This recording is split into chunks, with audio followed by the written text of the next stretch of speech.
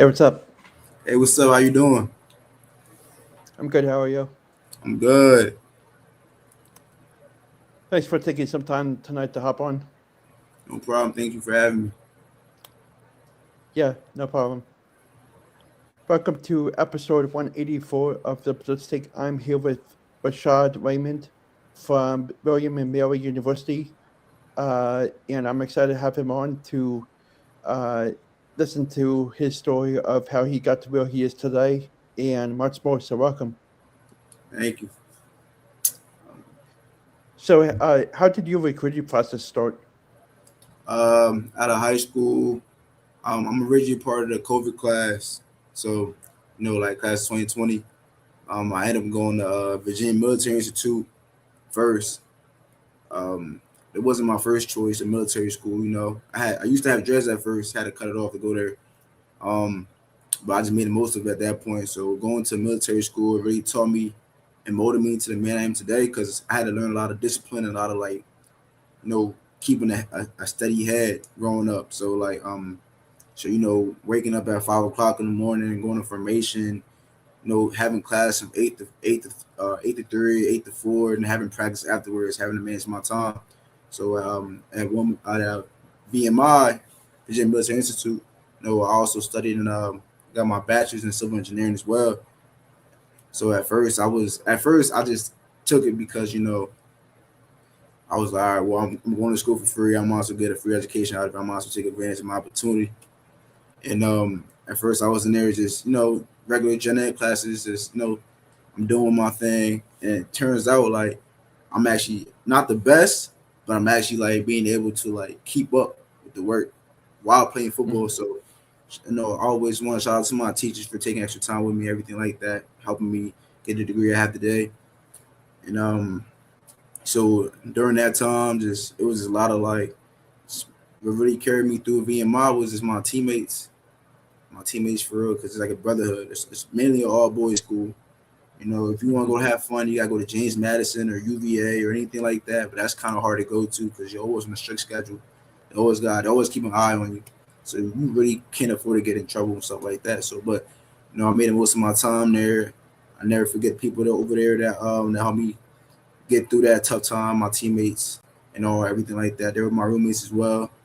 And then after that, I ended up graduating from VMI in 3 years. And I was taking summer courses I was like at VMI during the summer. Or if I can't find it, I find like that class in the summertime. I'll probably go to a community college and transfer it over there. So that's what I did to help me speed up the process to graduate early, and I ended up working in my favor. So after that, I ended up getting in the portal, going to another D1 school, UT Martin, in Big South OVC. You know, it was definitely a time there like to really like that was really like wasn't my lowest point, but it's definitely like okay, well I'm at a new school, I don't know nobody. I gotta try to figure out these coaches, try to figure out the players and everything like that. You know, it turns out it just I was working hard, but I feel like the system wasn't for me. But I never complained about it. I stayed down. I ended up going to get another like it wasn't like a whole degree, but I ended up getting certified for my OSHA 30 and my FE as well for my engineering. So I definitely took advantage of that opportunity as well. But I came in there, practice every day, worked hard. I didn't complain. I was always cheering for the next man up. Um, going into that season, I never looked back. I don't regret anything that happened like at UTM. So going into spring ball, you know, I feel like I had my best spring game, my best spring season. You know, just the cards didn't fall in my favor, and I had to take advantage. And coach basically was like, "Hey, like we like you, but we trying to bring somebody in from the SEC school." And I was like, "No, it's cool. Like, I know, like I'm not needed, or like I'm just getting strung along." So I just ended up. So he basically gave me the suggestion to like decide to decide to leave, and if I had no other options, I can come back, but it's not going to be the way I planned it. So not going to be the season I wanted because I'm probably gonna be splitting carries with like 4 or 5, like 3, 4 running backs that came from bigger schools, and I did, I came from VMI. Everybody else came from FBS school and everything like that. So I decided to take a chance, another chance. Got in the portal. Um, my so honestly, truth, I made it to William and Mary without any film. I made it because based off relationships from my last school. So that's why I never really burned bridges. So you really want to everybody you meet, just want to speak to them with gratitude and be respectful. So like the coaches from VMI actually put me on to women to Woman Mary. So there was this, so coaches know other coaches, and then they was just putting out a word for me, everything like that. And then Coach October, my OC at the time, he took a chance on me. So that's, and I just took that chance and ran with it. And now, right now I'm finishing my master's right now. My in business analytics right now, and then at this point right now, I'm in Tampa training for my pro day in March. So I'm just taking advantage of every opportunity I'm getting right now, and just thanking God for the opportunity. Mm-hmm. What was it like going to military school like VMI? Military school, well, basically it's like, well, I was gonna go to Temple after my senior year, but I decided to wrestle like a dummy. Having wrestled since middle school, try to go back into wrestling my senior year, think it's gonna be the same as middle school. It's a totally different ball game. So I wasn't like really thinking as much. I was really going in for the workouts, and then this decided, I was like, hey Rashad, you actually pretty good to wrestle somebody. I just decided to wrestle with some kid that was like top 25 in New Jersey, whatever. I was like, all right, that's dumb. Ended up tearing my labrum in one of my matches.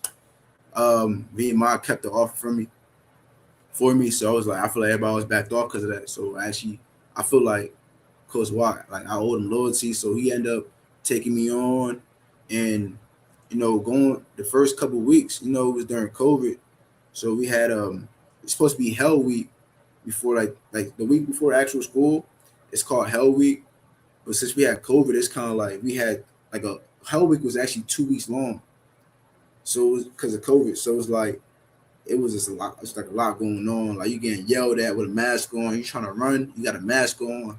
It's hard to breathe. You carrying logs with a mask on. You can't, every time you eat with somebody, you're like there's like a glass panel right across, and you like it's just a lot of going on. So it's like even with COVID, like they still managed to like keep like the tradition going.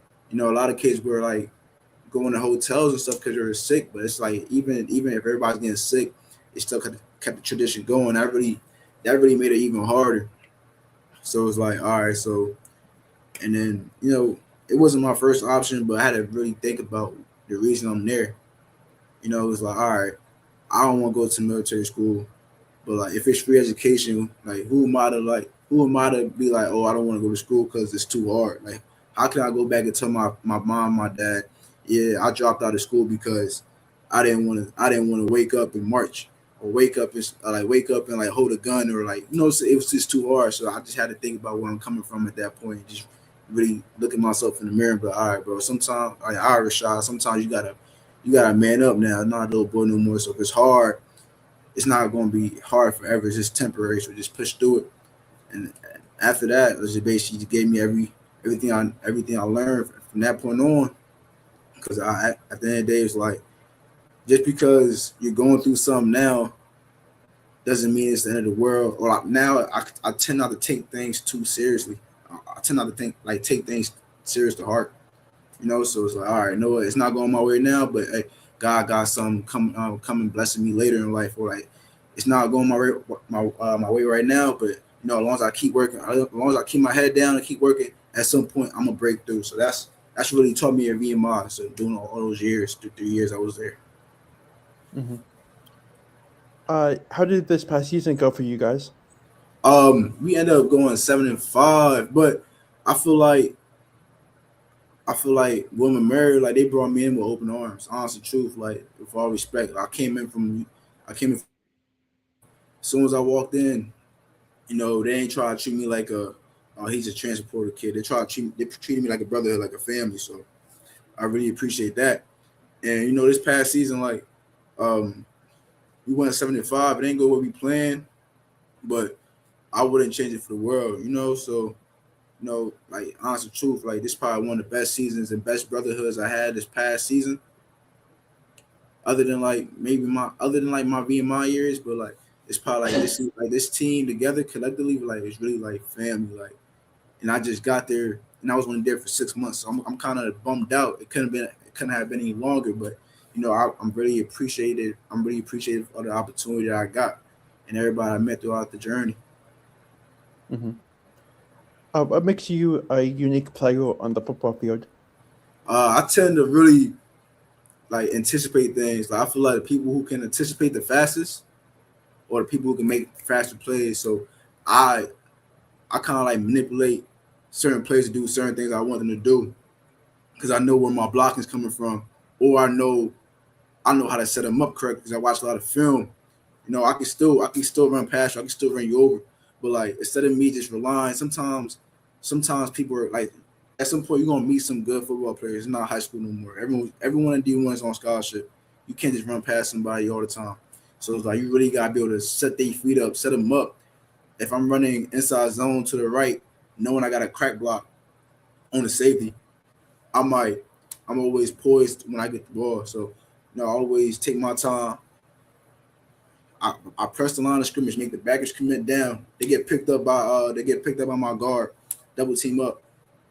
So now I'm looking at the safety coming down. I might stutter his feet a little bit, knowing I got a crack block from my receiver coming across. So I might go hit him with a like freeze his feet for a little bit. And then my receiver will come by, block him. I just go around him and then end up going for a long run or scoring at that point. So I really just try to like manipulate people, or like I just try to like the game is never as fast as you think, because at the end of the day, like you control the game at the Hmm. speed. You got the ball in your hands. People gotta react off of you. You know. Yeah. Uh, so coming out of your hometown, what were your thoughts on how, like, what school you would make the decision of attending? Oh, Tutty. Can Like attending. you repeat that question, please? Yeah. Like coming out of your hometown as a kid growing up, what was it like for you to make the decision with your family attending the school that you wanted to go to? Oh, okay. It was just, it was just at the end of the day, I took every opportunity as a blessing. I didn't, because at the end of the day, like a lot of kids want to play D1 ball. You can't always be too, you know what I'm saying? You can't always be too greedy or too, like not grateful for everything you got. Not everybody get the opportunity to play ball, so that just made it easier. Like attending a school, like I know what it's D1. A lot of kids want to go D1. A lot of kids can't go D1. I got an Hmm. opportunity to go D1, so I just took the opportunity, and I thank God. I prayed on it, and I just ended up going with that, and it ended up paying off in the long run anyway. So that's why I don't ever regret it now. I look back at it. What is the process like for getting ready for a pro day like you are? Oh, the process right now. Well, we work out 2 3 times a day. So I worked out this morning at 7:30. Came back around 12:30. Probably have to go back around about what I got workouts at 7:30, so about an hour and a half. So, um, it's just at this point, it's all about what you eat, how you take care of your body. You know, you know, like my trainers now, like they really know what they're talking about. So that right there is telling me like, okay, they know what they're doing. Like it's not their first time. It's not like you just working out like at a commercial gym or anything like that, just trying to get bigger. Like everything you do has a purpose. So, you gotta eat right, you gotta take care of your body. Sometimes you gotta really put in extra work. Just cause you work out in a facility. And when you come back home and you got those 2 3 hours to yourself after you take a shower, you might need to come sit, you might need to come stretch, you might need to come, you know, you might need to go back to the field on your own time and really work on certain drills that you need to improve on yourself. So, you got always write in my journal as well. Sometimes you really want, if you want to see improvement, you have to write it down. So always write Hmm. everything you want to do down, and then manifest it, pray on it. Just make sure you take the right steps to get to where you want to go and get to what you want to be, and then hopefully like the cards will fall on your the chips will fall in your favor. So Mm-hmm. Uh, I got another question. What type of NFL player do you compare yourself to? uh, I heard Alvin Kamara. I heard Joe Mixon. I heard so like honest truth like probably more Alvin Kamara or like maybe I heard David Montgomery too. I heard a lot like those kind of players right there. I kind of like I really try to base my I try to take skill sets from certain players. You know, I try to like take Mm-hmm. all right, he's good at this. Let me take that, or he's good at this. Let me take that. I'm trying to really combine to be like a perfect creative player kind of, but I'm trying to take certain things from certain running backs and improving my game, you know? So that's how I try to look at things. Like, all right, I'm gonna try to do his drill, try to perfect his drill. I'm gonna try to take his drill. I might try to work out like Saquon. I might try to like be balanced like Alvin Kamara. I might try to do cuts like DeAndre Swift, everything like that. You know, so like everything like that, I'm trying to pick and choose where I want to get, like what I want from certain players and try to implement it in my game. Mm-hmm. Thank you so much for taking some time out of your busy night to come on and talk about your journey. And I'll definitely stay in touch with you. And I'm really looking forward to seeing what your life takes you. And good luck with your pro day in the near future. And hopefully you'll get into the NFL one day. Yes, sir. Thank you for having me. Yeah, no problem. Thank you. All right, bye bye. See ya.